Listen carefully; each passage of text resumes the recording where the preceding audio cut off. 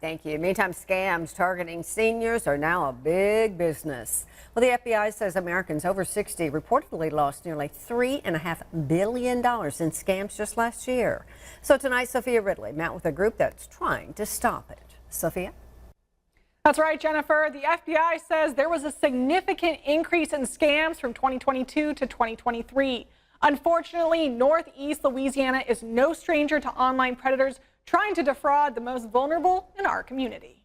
We have had residents in our area actually go to the Monroe Airport to wait for the romance of their life to get off of the airplane. A 70-year-old sent $30,000 out of the country and waited for her true love and his daughter.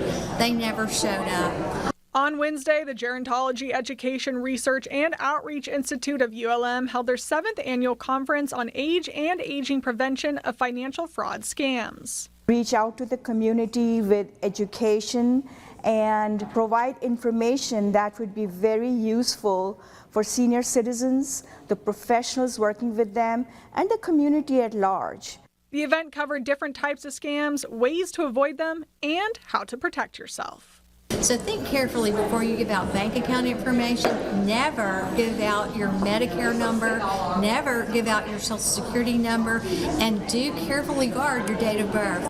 Dr. Sharma stressed just how necessary education and community outreach is. Very often scammers will target people who may not have enough information about advanced technology, or people who are very trusting, people who are very vulnerable, and usually older adults may fall into that category. For more information on the GERO Institute, you can visit ulm.edu/GERO.